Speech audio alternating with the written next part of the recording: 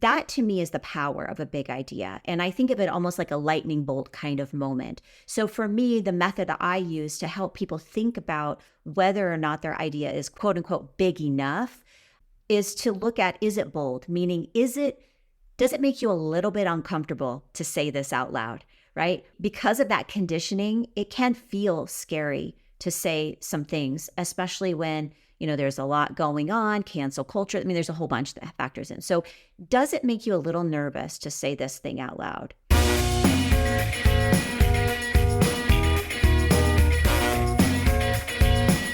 Welcome to Life After Corporate, your ultimate guide for making the leap from corporate leader to entrepreneur. I'm Deb Boulanger, entrepreneur, executive leader, and founder of the Launch Lab for Women Entrepreneurs. This is your time to break through the glass ceiling once and for all and get your ticket to the C-suite. Come back each week to get the leading strategies, advice, and tools that will give you the skills and confidence you need to replace your corporate paycheck. Are you ready? Let's go. Welcome back to another episode of Life After Corporate, my friends. And if you're new to our show, welcome home. You get the best advice on this podcast. If you are a former corporate leader who has turned entrepreneur and you are looking to launch, grow, and potentially scale a coaching, consulting, or other service-based business. And today we're going to talk about business growth by standing out. My guest is Jess Sato, and she is the founder and CEO of Jess Sato Consulting. She's passionate about helping women globally use their unique skills, expertise, and voice to create opportunities for themselves and others. And as a speaker coach and business growth strategist, Jess guides female business owners, thought leaders, and entrepreneurs with a social purpose through a unique process to hone in on their big idea and boldly leverage it as their competitive advantage. So welcome to Life After Corporate, Jess Sato. Thank you so much for having me. I'm excited to be here. Very excited for this conversation. In a prior episode, I emphasized the importance of amplifying your voice in this particular season that we're in, where it just seems very crowded. There's more and more coaches, consultants, people who have exited corporate in the last couple of years, and it can feel frustrating to stand out and articulate your purpose. And first of all, you mentioned in your bio about working with entrepreneurs with a social purpose. So would love for you to define social purpose for us. Yeah, this is an interesting space. I like to say social impact entrepreneur, but I have found that there's some disconnect with people who are in this space where they don't necessarily self-identify in that way. And so I found it works better to just say, people with a social purpose or a social mission. And what I mean by that is people who are actively trying to use their business for good, meaning they see an issue or problem that's happening on a social level and are actively trying to address it. In some cases, that could be that they are out there challenging the narrative around a common set of beliefs that maybe are not really serving us on a global level.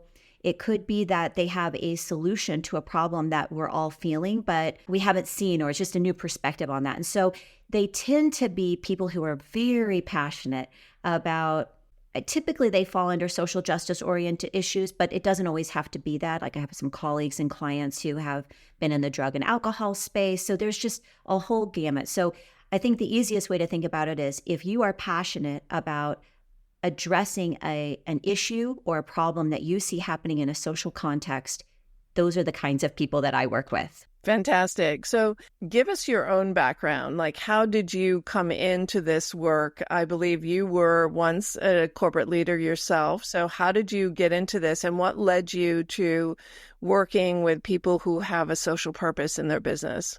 Yeah, I wish I could say that there was like some, beautiful through line and that all the decisions made sense. But honestly, it's just really kind of been an evolution. I think that's probably true for a lot of people. I began my career in corporate aerospace, and I was in that field for about 17 or 18 years. And I really loved it. I loved working with leaders. I loved the development. I found myself doing strategic decision making. It was just very exciting. I left that through a whole series of events. I had done some work in Ethiopia and, personally had grown up in the Middle East. And the more I started being in the consulting space, the more I realized that there were real challenges with women entrepreneurs, and kind of shifted away from corporate consulting and really focused on solopreneurs, particularly people who were similar to the audience that you're serving right now, which is women who are really trying to make that leap. And I have a real heart for that community because it is a huge transition to go from corporate life to entrepreneurship. But over time, I found that the people I felt like I could help the best were those who were a little bit further along. And I guess it's probably been about 2 or 3 years now, I looked at the business I had built and I just thought, I don't like what I have created here. It felt like it was lacking a sense of purpose. And I had always been passionate about social issues, and it never occurred to me that I could use my business as a tool to help fix those things.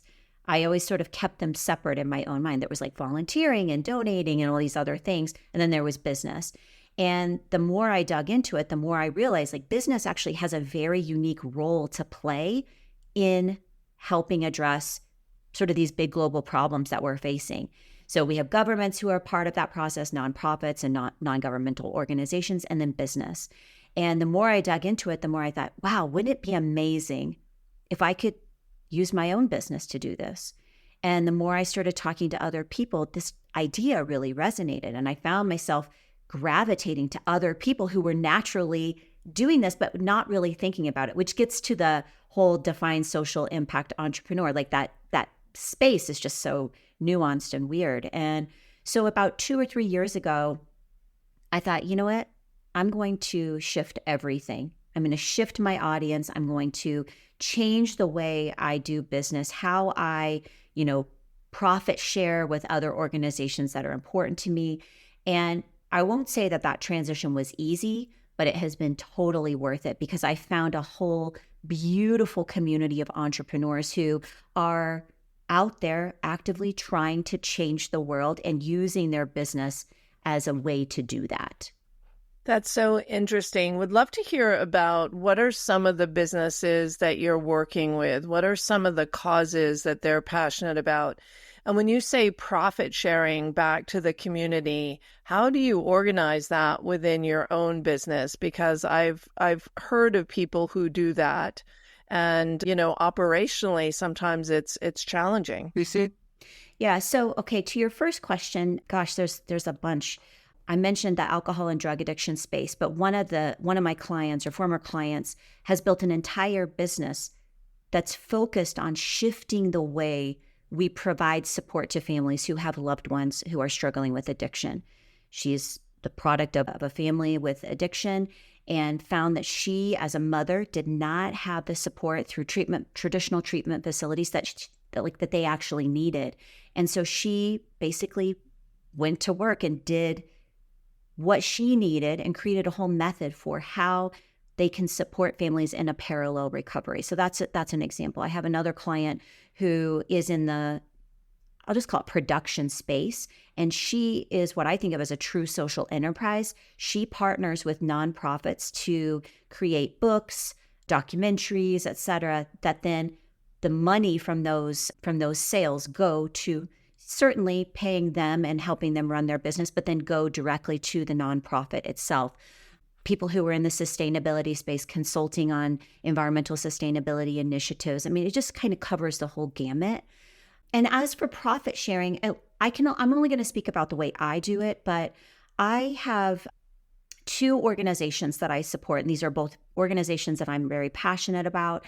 One is Days for Girls. It's a nonprofit that specializes in menstrual equity globally, and they work everywhere, but primarily in developing nations to make sure that people have access to the supplies, reusable and renewable or sustainable supplies, education, sanitation support to help address the menstrual inequality that we are seeing globally.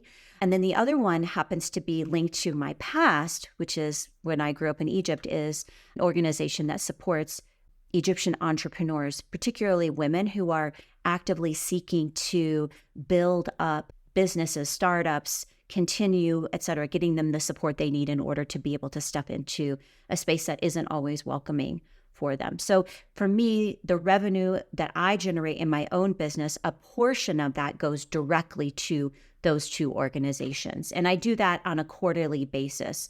I found that it holds me accountable to doing that rather than just waiting to the end of the year, right? Because we all have dips and valleys, et cetera. And I just found that from a consistency and integrity perspective, it made sense for me to make those donations on a quarterly basis. Yeah, that's so beautiful. And you certainly walk with a high degree of integrity, Jess, Thank in, you. the people you serve and how you operate in your own business. It's really, truly inspiring. Thank you. And you alluded to the long and winding road of entrepreneurship and how we are always evolving our mission, our purpose, our big idea. And one of the points that we were talking about before we hit record was why knowing your big idea and being able to clearly articulate that, as you so beautifully demonstrated for us just a couple of minutes ago, is key to your competitive advantage. Because one of the things that's happening right now is differentiating yourself can be a huge challenge, right? So we have all these people leaving corporate and packaging their expertise as fractional CXOs, right? So, I'm a fractional CMO. Well, that's great. What does that mean? What is the big idea that you're bringing to the businesses that you're working with?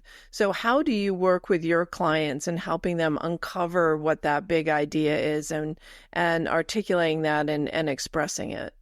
Yeah, you really articulated the problem well, because the market is so crowded, and there's just pretty much any field, right? You can see someone who is largely doing exactly what you're doing. And what I found, and I think this is a hallmark of what I see in the social impact space, is people are looking to work with people who have a deeper desire to serve, right? That it's not just about making money, and there's nothing wrong with, I believe very strongly that businesses must be profitable, but people want to work with businesses that stand for something. And it doesn't have to be a political cause. It doesn't have to be some big social thing, but you have to have a perspective or point of view on what is happening in your industry, for example. So if I look out at, the coaching industry, for example, I mean, there are some real issues, and I know you have perspectives and opinions on that. I have those as well. And so part of the work of the big idea is really figuring out what is your unique vantage point. And that's something that comes over time, right? The longer you're in a field, the more that perspective solidifies. It's not that it can't change, but it grows with you. And I found that when we're clear on what that big idea is, it allows us to speak about the services that we provide, the way we show up as business owners, frame the content, framing the offers, all of that. It provides a filter or a lens that either attracts people or repels people, which is what we ultimately want.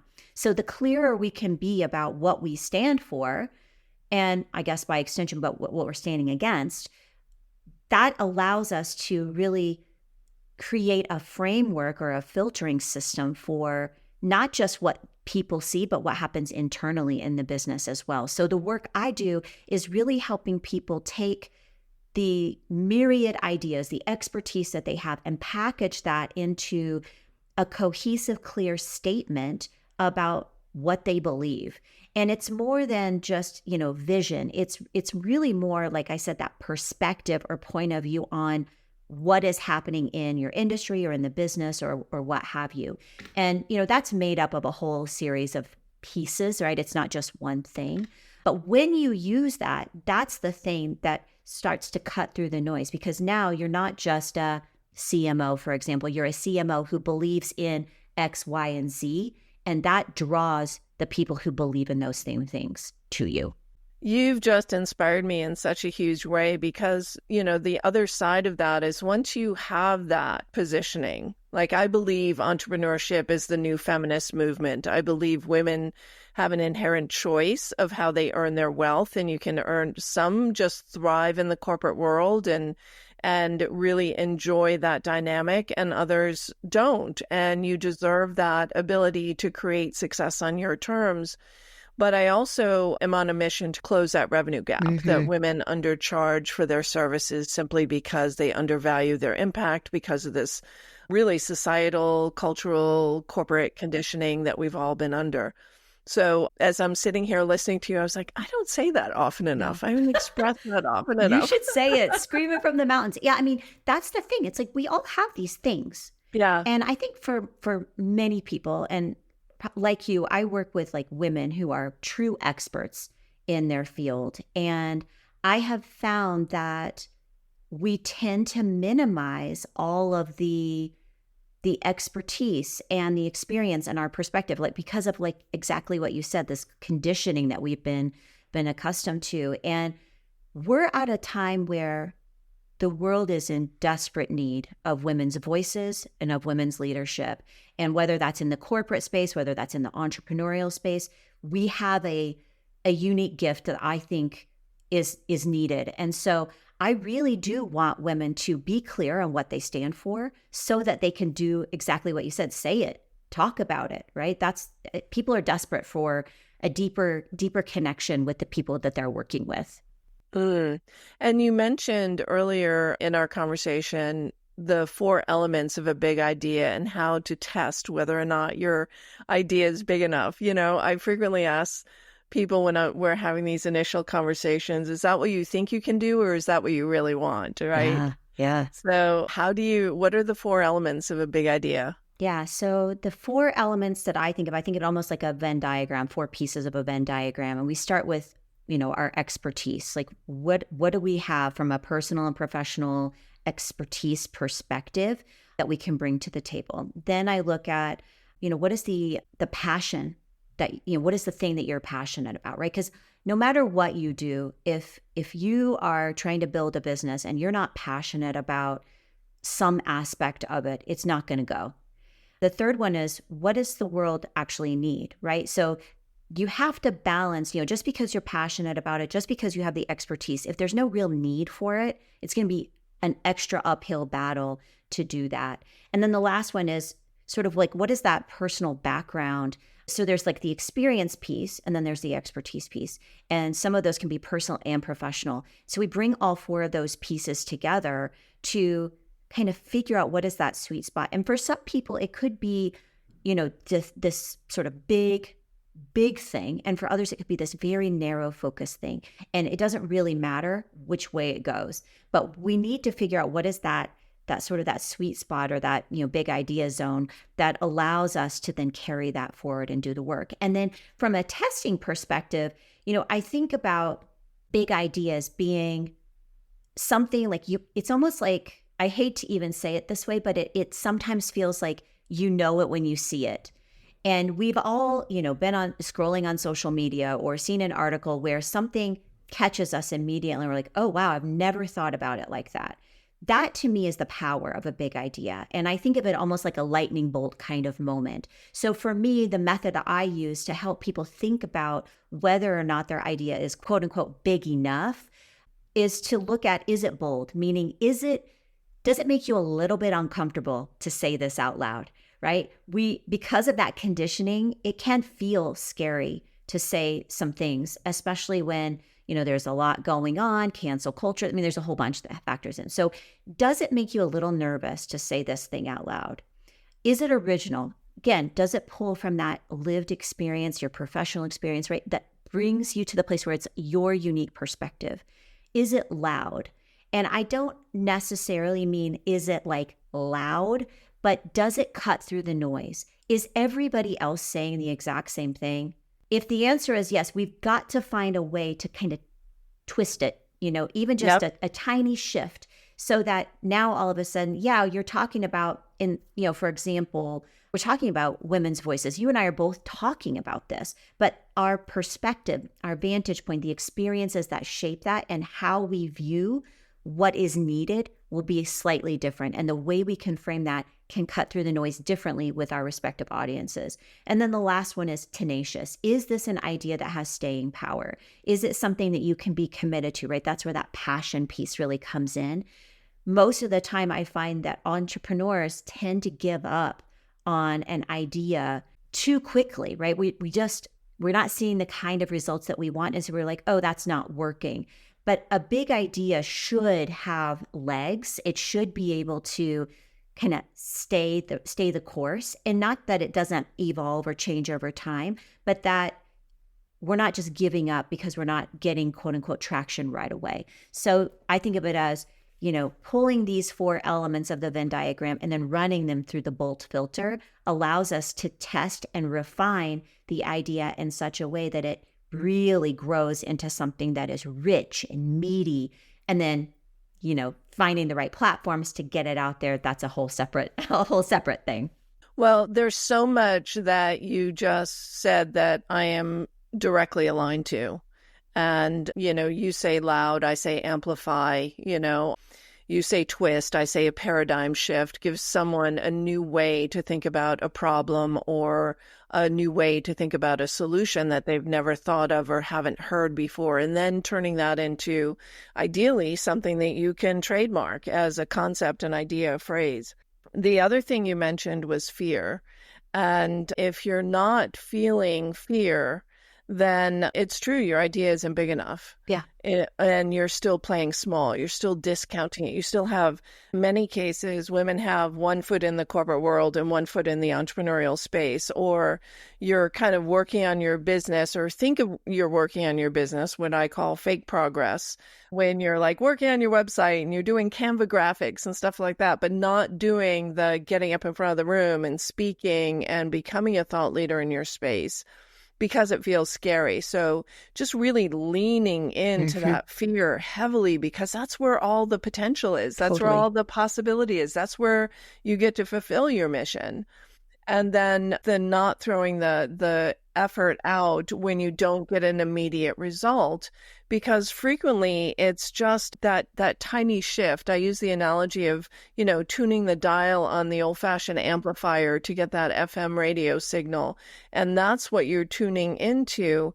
And frequently people will say, and I get this all the time because I teach people how to do impactful webinars and workshops using Zoom or in person. And they'll say, well, I gave my webinar, nothing happened. No one bought. And I said, well, that was just the beginning of the conversation. What did you do afterwards? Right. Did you reach out to them? Did you book calls? Did you look at your recording? Did you figure out what you could do better next time? It's this continuous improvement loop and plugging these little leaks, because I realize that we don't have complete systems for communicating our value out in the world, and we'll do these one-off efforts and not connect it to anything else. And one-off efforts don't deliver a great return. You have to have a system of how you're amplifying your voice. So my next question for you is, how can you leverage that big idea, lean into the fear, and just make yourself heard so that you can make the impact that you're here to make? Because I think for your people, your clients, and my clients as well, I think most of my clients feel like they've been given a divine assignment. They're here for a reason. They have a purpose.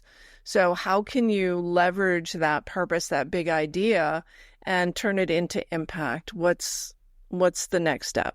Yeah. Well, I want to acknowledge one thing that you said about fear, and then I'll jump right into this.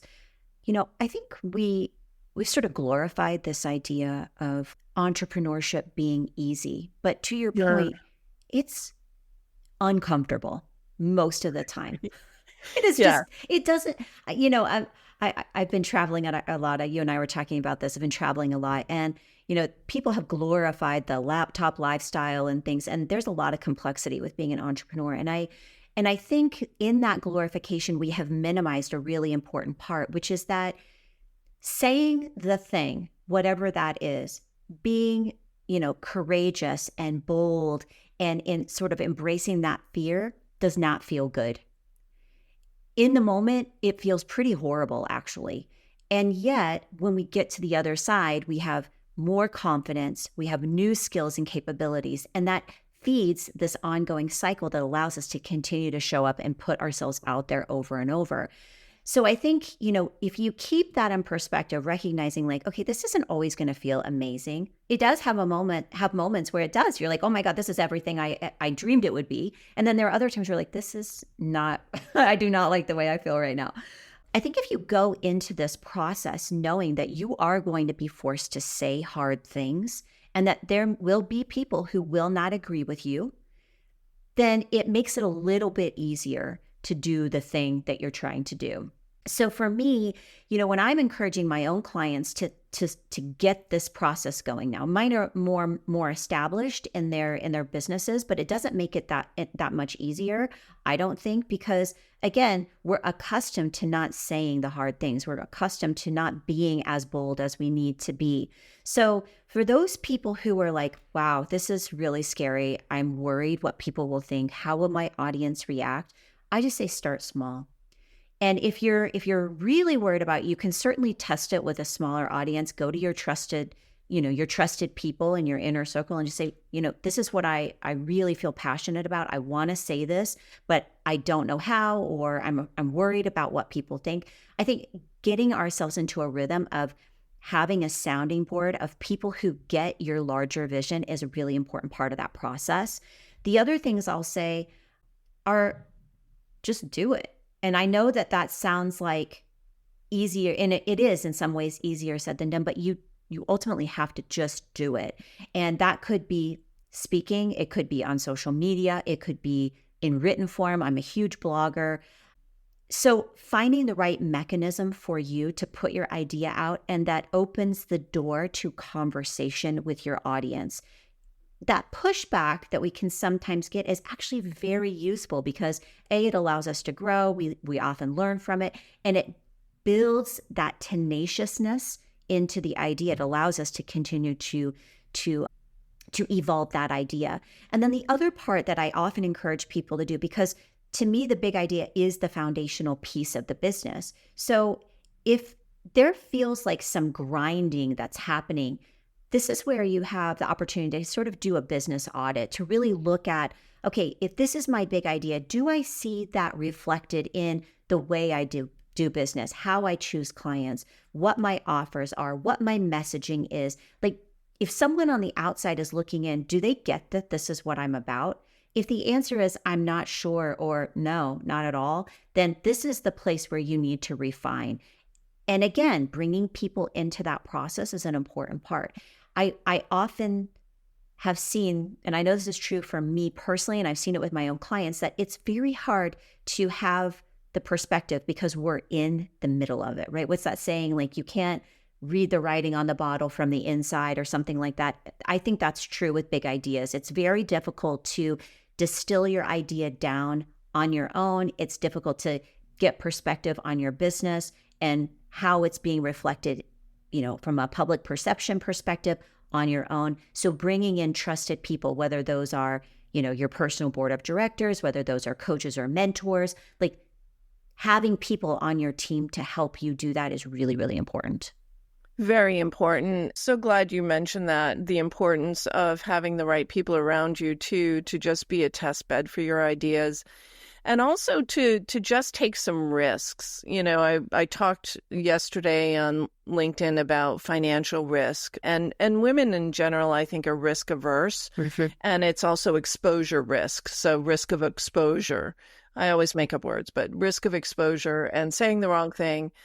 And usually for me, it's those thoughts that come to you in the early hours of the day. Maybe it's even before you wake up. You've got this idea of something to say or something to express on social media and being uncomfortable. I mean, I don't like recording videos for Instagram, but it is par for the course. And it's part of what my social media manager needs me to do and part of what I need to do in order to amplify my voice.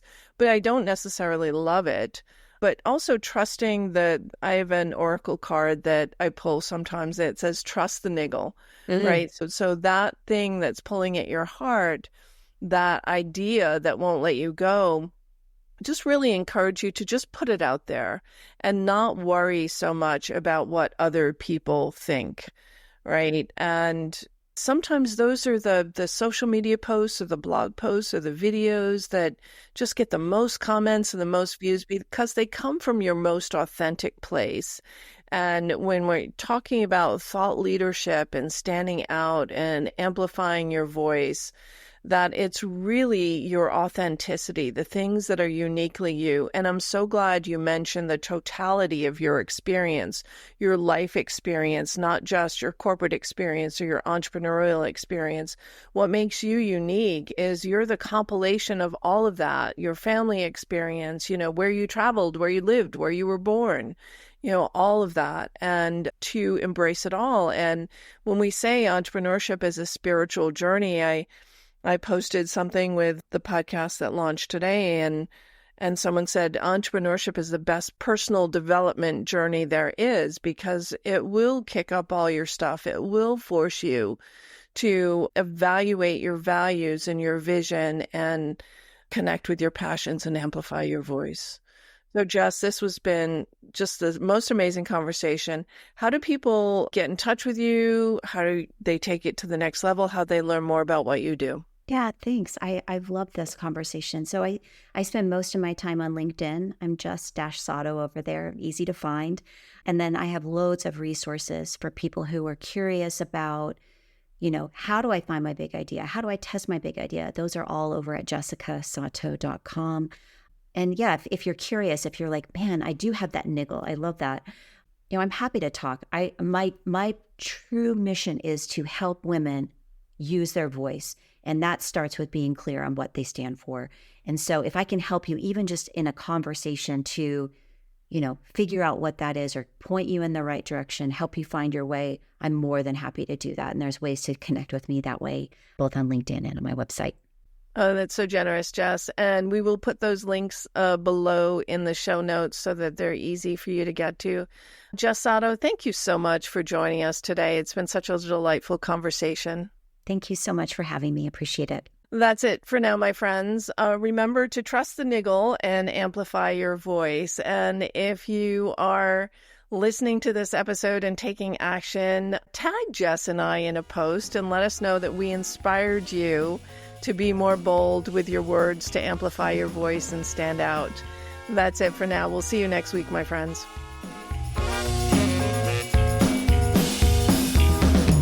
Thanks for listening, my friend. If you enjoyed this show, please head over to iTunes and subscribe and leave us a review. And be sure to hop over to the Life After Corporate Facebook group and join other growing entrepreneurs to get weekly tips on how to create more money and meaning doing work you love.